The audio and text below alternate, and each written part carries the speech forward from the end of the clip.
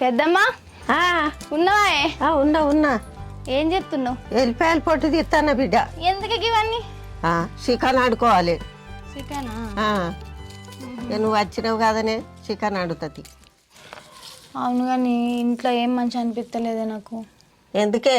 ఇంట్లో వాళ్ళు చెప్పినట్టు తింటలేరు, అంత అంగడు అంగడు ఉంది. చెప్పిన మాట నీ నువ్వు తినాలి కానీ అందరు ఎందుకు వింటారే నీ మాట? కాదే పెద్దమ్మ, ఏరబడితే చెరొక పని చేసుకొని మంచిగా సంపాదిద్దామని ఉండాలి కానీ గిట్ల నా నీకులు పెడుతుండేమే నీ అల్లుడు.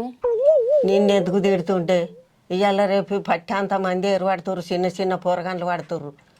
ఏరువాడి వాళ్ళ కట్టం వాళ్ళు చేసుకొని వాళ్ళ పిల్లలు వాళ్ళు చేసుకుని చదువుకోవాలి. ఇప్పుడు తల్లికి పిల్లని నమ్మతలేదు, పిల్లకి తల్లిని నమ్మతలేదు. ఏం చేయాలనే పెద్దమ్మ, అసలు నీ అల్లుడే ఏం చెప్పినా ఈనడు. మంచిగా నీ చిన్న అల్లుడు అయితే ఆమె ఏం చెప్తుంది గింత జబదాటకుండా వింటాడు, కొంగు కట్టేసుకుంది. ఈయనే అసలు ఎన్ని చెప్పి నిన్నాడు, ఇంకా నా మీకు పెడుతుండు. నేను ఎవరిని పట్టుకుని ఏడాల చెప్పు.